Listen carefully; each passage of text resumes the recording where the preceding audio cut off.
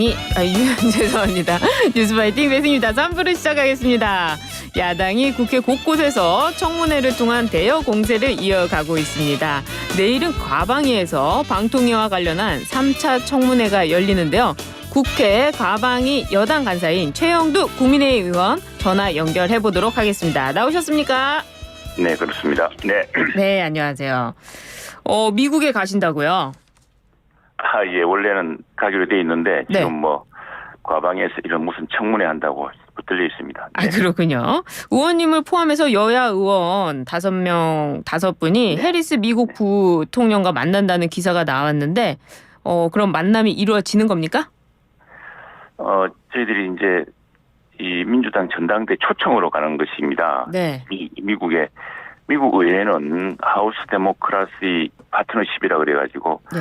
그 민주당 공화당이 같이 미국 민주주의 전 세계 민주주의를 위해서 서로 협력하는 이런 그 파트너십 프로그램이 있는 모양입니다. 거기에 그걸 뒷받침하는 것이 내셔널 데모크라틱 인스티튜트라는 곳인데 NDI라고 알려진 곳인데 네. 거기서 이번 민주당 전당대회에 전 세계에서 160명의 인사를 초청을 했습니다. 그중에 우리 나라 5명이 가게 된 거고요. 예. 그래서 이제 전당대 기간 내내 미국 민주당의 상하원 주요원들 또 민주당의 전략가들 이렇게 만나고 원래는 해리스 부통령도 이게 초청 연사로 돼 있었는데 네. 아마 대통령 그 일정 그 이제 마지막 수락 연설하는 그 일정 때문에 여러 변화가 좀 있는 것 같습니다. 근데 이게 묵는 숙소가 민주당의 자율상 전당대회장 바로 앞에 있는 본부 숙소 같은 곳이어서 네. 아침 저녁으로 또 여러 행사장에서 그 해리스 부통령이랑 또는 민주당 지도부들 또 왈츠 부통령 후보 예. 지사 이런 분들이랑 거의 4박 5일간 같은 곳에 생활하고 있으니까 자연스러운 조우가 많을 것으로 기대하고 있습니다. 아, 그렇군요. 이 네. 미국의 선거지만은 또 우리나라와의 그 연관 속에서 네, 그렇습니다. 누가 대통령이 되는 것이 미국의 누가 대통령이 되는 것이 우리나라 입장에서는 유리하다 이런 평가를 할 수 있을까요?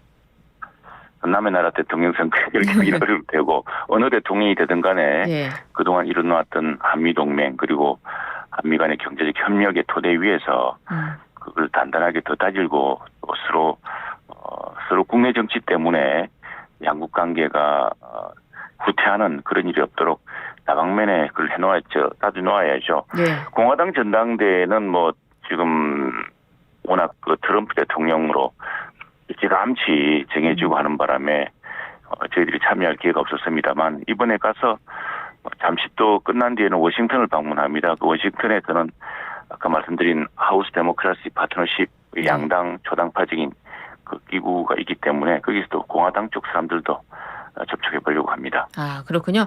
혼자 가시는 거 아니고 5분이 함께 가신다고 하는데요. 누구 가십니까? 예, 이제 민주당의 김영배 의원은 외통위 간사이기도 합니다. 아. 예, 그리고 이제 우리 당에서는 저하고 예. 조정원 의원, 또 민주당에서는 김영배 의원과 김한규 의원, 예. 그리고 이제 개혁신당의 이준석 의원 5분이 초청을 받았습니다. 그렇습니다. 근데 미국의 미래 권력과 또 네트워크를 쌓는다는 의미에서 의미가 깊은 이런 만남이 아닌가 해서 저희가 질문을 한번 드려봤고요. 예. 이번에는 이제 방송장악 3차 청문회 좀 여쭤보도록 하겠습니다. 내일은 네. 야당 주도로 방송장악 3차 청문회가 열리는데요. 방송장악 청문회라고 부르고 있지는 않지만 여권에서는 이름부터 적절하지 않다고 보는 것 같은데 어떤 입장이십니까? 예, 이건 사실상 재판 개입이고 사법 방해에 해당한다고 보겠습니다. 이 지금 민주당이 진행하는 이 전체의 그 문제가 바로 이제 2인 체제. 예. 원래 이제 방송통신위원회가 5명의 위원으로 구성되어서 5명의 위원이 공영방송 이사도 선임하고 여러 이제 방송통신 정책을 결정을 합니다. 규제도 결정을 하고. 근데 이게 지금 2명이 결정하기 때문에 공영방송 이사진을 선임하는 것 자체가 불법이다. 이렇게 해서 헌법재판, 탄핵재판도 탄핵소추도 했고 방통위원장을 또 그 MBC 박문진 방송문화진흥회 그 MBC 공영방송의 이사진이죠. 이사진 선임을 둘러싸고서 그게 떨어진 사람 또 물러날 사람이 소송을 내고 세상 민주당과 한 편이 되어서 이렇게 하고 있는데 지금 어쨌든 뭐 그 자체는 사실 원인 제공이 저희들은 민주당이 있다고 봅니다. 왜냐하면은 방송통신위원회는 미국도 그렇지만 5명으로 구성되어 있는데 예. 그 중에 2명은 대통령이 임명하고 3명은 국회에서 이제 의결하도록 되어 있습니다. 그 예. 3명 중에 2명을 민주당에서 하게 되어 있는데 그걸 지금 벌써 2년째 하지 않으면서 그리고 또 우리 당에 추천할 수 있는 한 명의 방통위원은 또 의결조차 시켜주지 않아서 네. 그래서 2인 체제를 만들어 놓고 비춰진 일을 가지고서 지금 이렇게 탄핵 소추를 하고 또 무슨 공영방송 이사 스님이 불법이었다고 주장하면서 이야기하고 있는데 우선 이 청문회 이름도 예. 불법이라는 이름을 갖고 있습니다. 이거 자체는 지금 현재 탄핵 소추도 이루어졌고 또 공영방송 이사진을 둘러싸고서 MBC 쪽 기존의 그 이사진과 그다음에 또 MBC 방문진에서 이사진에서 신청했지만 네.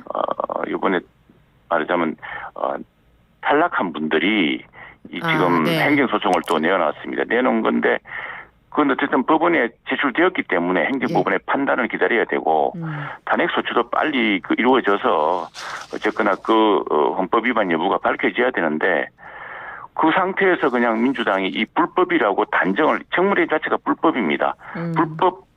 불법을 자행한 것을 뭐 규탄하는 청문회처럼 되어 있습니다. 그래서 저희들은 당초부터 이런 청문회가 부당하고 이것은 지금 탄핵 재판이라든가 또는 행정법원에서 지금 이 가처분 신청의 사건에 대한 심리가 진행 중인데 네. 여기에 공연히 불법이란 그 이름을 붙여서 재판에 공공연히 개입하는 일이다라는 거에서 처음부터 이 회의를 반대했습니다만 그러나 뭐 민주당과 석수가 많다 보니까 억지로 진행되고 있고 그래요. 예. 또 완전히 여러 가지 일방적인 주장으로 사태를 호도하고 있어서 저희들이 반박하기 위해 참여를 했는데 이게 정말 좀 심각해지고 있습니다. 벌써 사법방해에 해당하는 네. 그 법원의 재판에서 사용되어야 될 서면이 민주당 의원 손에 쥐어져서 그걸 가지고서 지금 방통위 직무대행이나 방통위 간부들에게 그걸 질의하고 급박하는 그런 사안까지 번지가고 있어서 굉장히 심각한 사안입니다.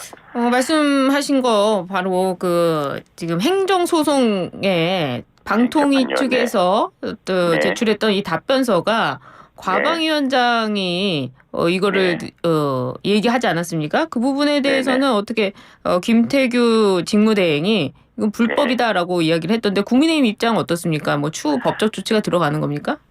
그건 이제 아마도 당사자들 지금 소송 당사자가 방통위도 소송 당사자 아니겠습니까? 예.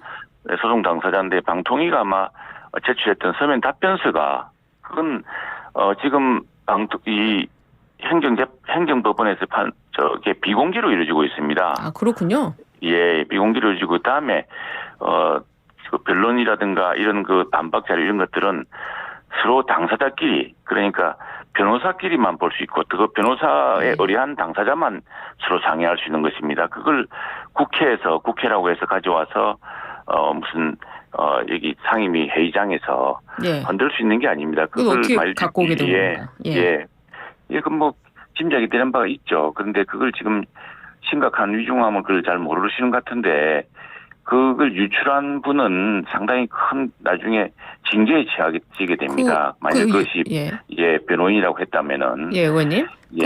누가 유출을 했다고 보세요? 그건 저희들이 예상할 수 없지만 관계자가 약간 뻔해지기 때문에 그건 아마 법원에서 변호사 협회라든가 법원에서 그 윤곽이 드러날 것으로 봅니다. 그래요.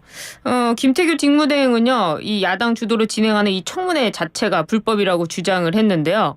야당이 실제로 이 2차 청문회 때 저희 당의 이제 신동욱 의원이 이게 지금 탄핵 소추도 진행되어서 탄핵 재판이 이루어지고 있고 또 당사자들이 법원에 제출을 해서 효력을 다투는 재판이 이루어지고 있는데 결정 나지 않은 것을 불법이라고 하는 것 자체가 맞지 않지 않느냐라고 이제 문제제기를 해서 여기에 대해서 상임위원장도 그 문제 지적은 타당하다고 인정한 바가 있습니다.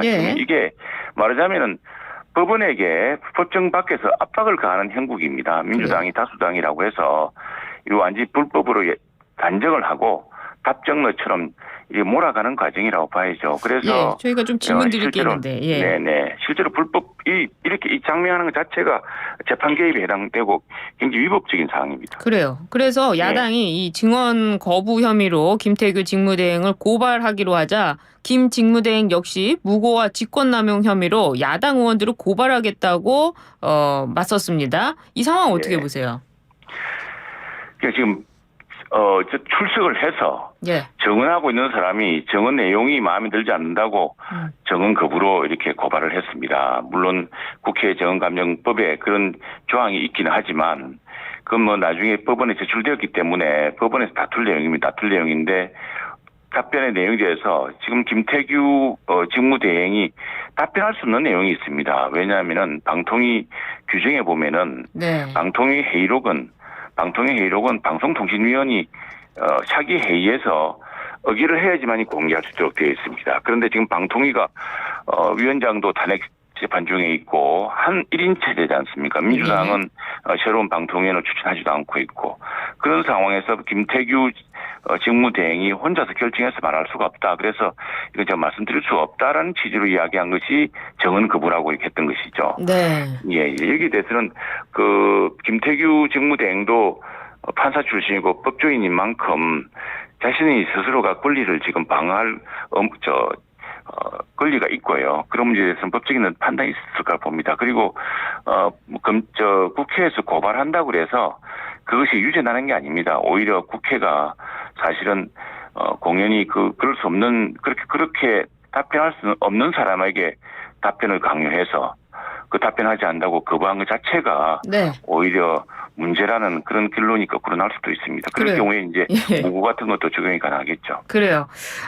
지금 사실 그 청문회를 보면요, 민주당 야당 의원들이나 이렇게 굉장히 뭐랄까요, 과거에 했던 호통 스타일 그리고 비웃고 이런 게 있는데 이 김 직무대행이 야당 의원들을 향해서 본인들은 비웃고 팔짱 끼면서 증인만 나무란다. 이거 인권위에 진정을 넣겠다 이렇게 밝혔는데요. 어떻습니까? 현장에서 보시기에 야당 의원들 태도요? 저희들도 국회에서 참 조심하는 게 이런 겁니다. 호통치고. 그다음 저희도 어떻게 하다 보면 발장을 낄 수가 있습니다. 이게 마이크를 앞에 대다 보면은 약간 허리를 숙여야 되기 때문에 그러다 보면은 몇 분간 질의를 하고 이러다 보면은 발장을 끼는 수가 있는데 발장을 끼려고 끼는 게 아니라 어떻게 자세가 이렇게 발장 끼는 것처럼 보일 수가 있습니다. 근데 그런 거를 지적하는 것 자체가 심지어는 이 새벽 2, 3시까지 이어져서 잘 졸리니까 얼굴 부볐다고 얼굴 부비느냐고 호통치고. 근데 성경에 그런 말씀이 있지 않습니까? 사람이 스스로 높아지려고 막 호통치고 이런 사람들은 국민들이 좋게 안 봅니다. 높아지려는 사람은 낮춰질 것이요. 스스로 낮추는 사람은 높아질 것이란 말이 있었는데 요즘 우리 국회가 저도 항상 그걸 명심하고 있습니다만 야당 의원도 그러시고 하지만 우리 여당 의원들도 조심해야 될 게 정인이나 참고인을 상대로 자기 마음에 안 든다고 호통치고 이전에 아주 훌륭한 국회의원들 보면은 조용히 이야기하면서 상대방의 어떤 시인을 받아내고 사과를 받아내는 그런 것을 국민들이 바라는데 요즘은 자기 뜻대로 답변 나오지 않는다고 호통치고 하는 모습이 일상화되어서 국회에 대한 신뢰도가 자꾸 떨어지는 것 같아서 저희들도 안타깝습니다.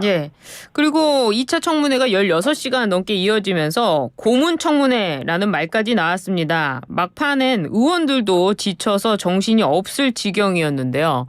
내일 청문회도 이렇게 될까요?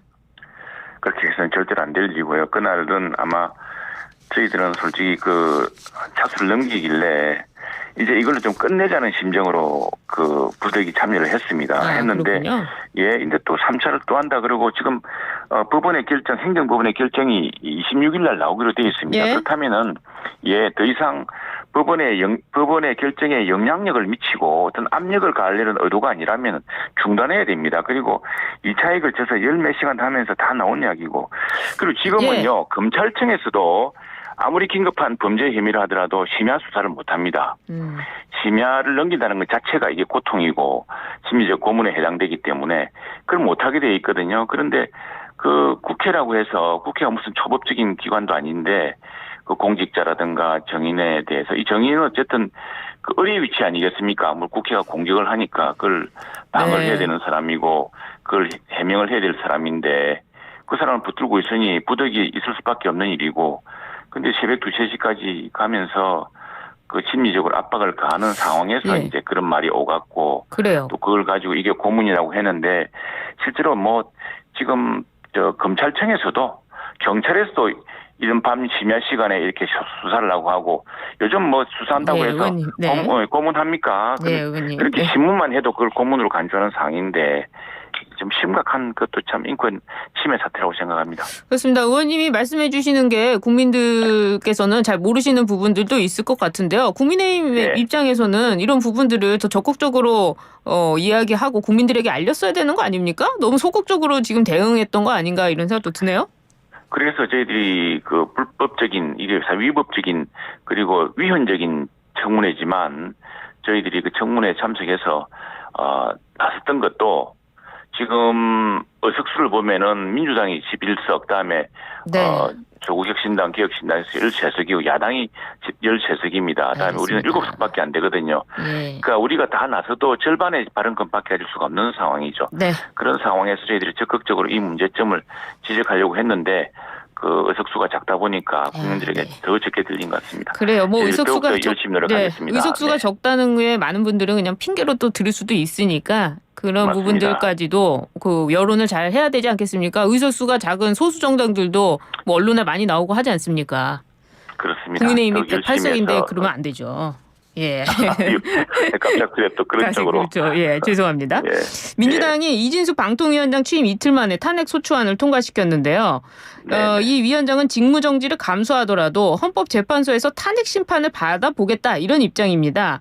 근데 이 탄핵 기각 결정 나올까요? 민주당의 이 탄핵 정치 멈출까요? 저희들은 이 처음부터 이거 자체는 원인 제공자가 네. 적반하장으로 탄핵했다라고 제가 이렇게 주장을 했습니다. 왜냐니까 이 탄핵의 기본 이유가 2인 체제거든요. 예. 2인 체제에서 원래 5명의 협의체로 구성돼야 될 방통위가 2인 체제를 했기 때문에 이게 이제 위법적이고 위헌적인 것이다라고 해서 이제 탄핵 수출을 한 겁니다.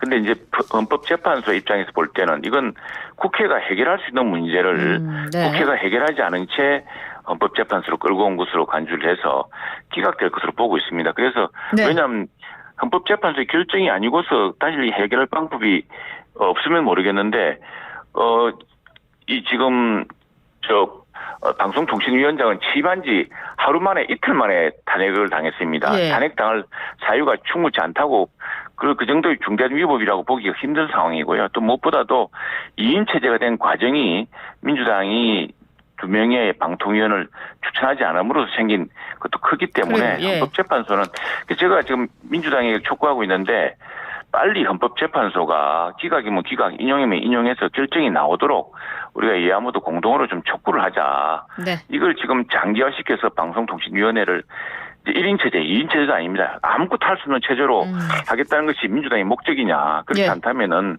이 빨리 헌법재판소가 이 문제 결론을 내리도록 여야 함께 공동으로 촉구하면 어떠냐라고 제안을 했습니다만 민주당은 응하지 않고 있습니다. 네. 하여튼 이 방통위가 멈춰서 가지고요. 뭐 그 네네. 과징금이라든지 이런 부분들이 좀 부과가 안 되고 있고 다른 업무들이 멈추고 있다고 하는데 맞습니다. 국민들 입장에서는 좀 안타깝다 이런 생각도 듭니다. 이 네네. 국민의힘이 가짜뉴스를 방지하겠다면서 네이버와 유튜브 등 온라인 플랫폼을 조준하고 나섰는데요. 뉴스를 선정하는 콘텐츠 제휴사의 선정 과정을 들여다볼 예정이라고 하는데 요거 짧게만 얘기 듣겠습니다. 어떻습니까? 예, 이건 뭐 우리 지역 언론사라든가 들어보면 아시겠는데 지금 이제 네이버나 포탈이 사실 글로벌 포탈 기업들은 언론사 컨텐츠 가지고 이렇게 가두리 양식 방식으로 네. 링크 방식으로 장사를 하지 않습니다. 예, 더구나 언론사 그러다 보니까 지금 뭐 뉴스 제휴 평가사인가요? 이걸 둘러싸고서 그게 언론사한테 큰 진입 장벽이고 하나의 특권이 되는 양상입니다. 어느 언론사는 그걸 해주고 어느 언론사 해주지 않는 것을 이제 네이버가 쥐고 있다 보니까 네. 항상 공평성 시비에 시달리는데 저는 네이버도 이번에는 글로벌 그 포털 회사처럼 이렇게 언론사의 컨텐츠를 가지고서 비즈니스에 몰두하는 이런 방식에서 벗어나서 콘텐츠를 잘 만든 언론사가 그 과실을 거둘 수 있도록 그런 자율적인 체제로 가야 된다고 생각을 합니다. 자율적인 체제 어떻게 만들 수 있는 건지 궁금해지네요. 예, 아웃링크 방식에도 저는 기본적으로 재평의 체제를 이제는 어떤 방식으로 하더라도 재평에는 인위적인 개입 논란을 부를 것이기 때문에 예, 구글 같은 방식으로 해서 어떤 아웃링크 방식으로 해서 그 뉴스를 검색해 주되 그 검색이 적절한 알고리즘을 통해서 되고 다음에 그래서 그 뉴스를 생산한 회사들이 만든 정말 수십 명의 기자, 수백 명의 기자들이 노력하고 땀을 흘리고 팩트 체크하고 또 데스킹을 거쳐서 또 수많은 네. 많은 급여를 주어서 정상적으로 좋은 뉴스를 생산한 회사들이 그만한 보상을 받아야겠죠. 그래요. 광고 혜택도 더 많이 받아야 되고요. 알겠습니다. 의원님 하실 말씀이 많으실 것 같은데요. 오늘은 좀 시간이 없습니다. 다음에 네. 한번 다시 모셔서 이야기 들어보도록 하겠습니다. 고맙습니다. 네, 지금까지 최영도 국민의힘 의원이었습니다.